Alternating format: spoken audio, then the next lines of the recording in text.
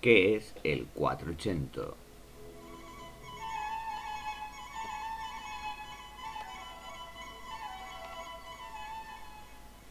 El final del periodo gótico ya había introducido una serie de cambios en la expresión artística, especialmente en los centros económicamente más desarrollados como las repúblicas italianas o los Países Bajos. Se estaba anunciando el alumbramiento de un arte nuevo, cuya eclosión definitiva se produce en Italia coincidiendo con el siglo XV, dando lugar así a un nuevo movimiento cultural y artístico de una enorme trascendencia, el Renacimiento.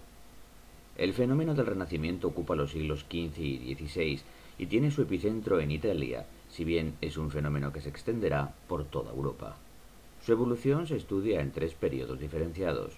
El Quattrocento, que ocuparía el arte del siglo XV desarrollado en Italia; el Cinquecento, entendido como un periodo de plenitud clásica que se desarrolla en la primera mitad del siglo XVI; y el manierismo, que se considera una respuesta anticlásica al lenguaje del Cinquecento y que encuentra en el arte singular y propio de Miguel Ángel Buonarroti su principal referencia. El Renacimiento se define como un nuevo periodo cultural y artístico cuyos aspectos más singulares se condensan en el término humanismo. Bajo este epígrafe se resume una nueva concepción del mundo que otorga un protagonismo igualmente nuevo a la visión de la naturaleza y el hombre, que a su vez encuentra su fuente constante de inspiración en la antigüedad clásica y los ejemplos artísticos de Grecia y Roma. El nuevo arte, derivado del humanismo, podría definirse por una serie de características que afectan a todos los ámbitos de la creación, tanto al campo de la arquitectura como de la escultura y la pintura, y que persigue un criterio renacido de belleza ideal. Además, el arte del momento defiende el antropocentrismo frente al teocentrismo medieval y la experimentación en los procesos creativos, y es en general una etapa brillante en la historia del arte que se refleja en la relevancia social que adquiere ahora el artista y en el prestigio que se deriva del mecenazgo artístico. A comienzos del siglo XV, 480 en Italia, se produce en Florencia una transformación de los aspectos formales y temáticos y de la función del arte y el artista profundamente radical. Coinciden además una serie de artistas extraordinarios que marcarán la línea a seguir por sus continuadores. En el campo de la arquitectura, Filippo Brunelleschi y Leon Bautista Alberti; en escultura, Donatello; y en pintura, Masaccio y Sandro Botticelli. En arquitectura, este primer renacimiento supone una ruptura radical con el lenguaje característico de la Edad Media.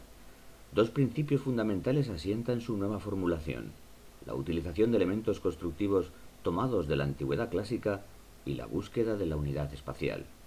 Del primer aspecto, la inspiración clásica, se derivan elementos formales como la utilización del arco de medio punto, de los órdenes clásicos, la construcción de cúpulas, la recuperación de técnicas de construcción romanas y decoraciones de tradición clásica, como la utilización de casetones o de planchas de mármol de color. La unidad espacial se consigue en base a los efectos que proporcionan una calculada y matemática armonía, así como a la diafanidad en los espacios, lo cual permite la utilización indistinta de diferentes modelos de plantas, y si bien predominan las centralizadas, siguen también utilizándose las de estructura basilical. Además, se frecuenta la construcción de cúpulas, hemisféricas u ojivales, que suelen encontrar en el apoyo mural su principal soporte tectónico, y se amplía la libertad en la utilización de recursos ornamentales, con temas variados, policromía en los muros, apertura de edículas, etc.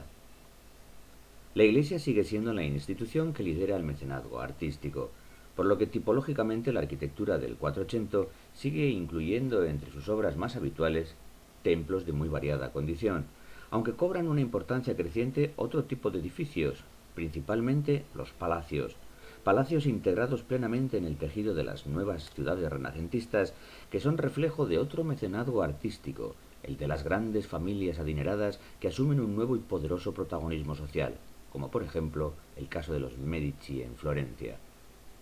Los principales representantes de la arquitectura del 480 en Italia son Filippo Brunelleschi, autor de la cúpula de la Catedral de Florencia o de las iglesias de San Lorenzo y del Santo Espíritu, también en Florencia, y Leon Bautista Alberti, autor del famoso Palacio Rucellai.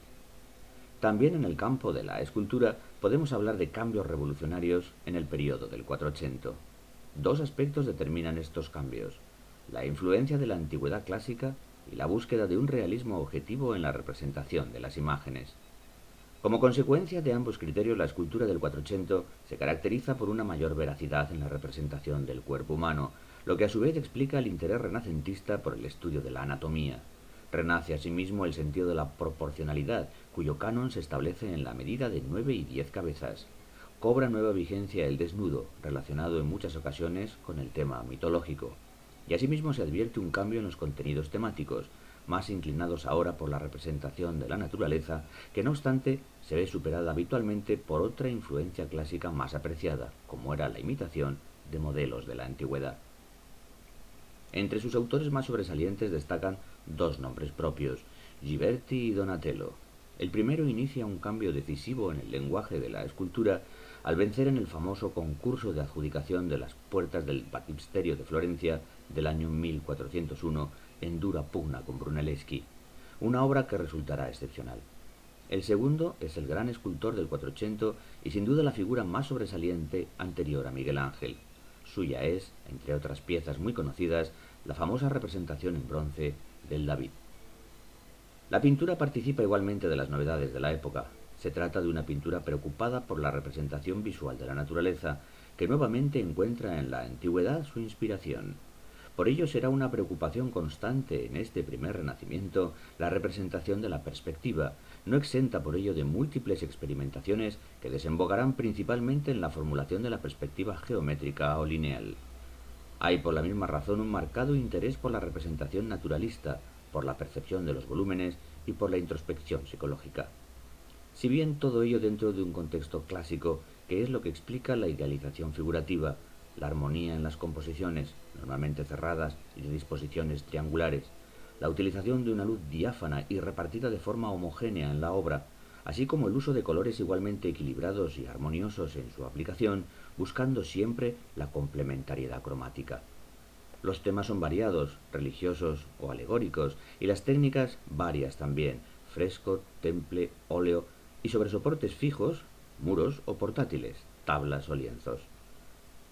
De todas las manifestaciones artísticas del Renacimiento, es la pintura la que cuenta con un mayor elenco de grandes artistas, coincidentes todos ellos en este periodo, otorgándole un nivel de calidad y una brillantez al Quattrocento pictórico difícil de igualar en cualquier otro estilo artístico.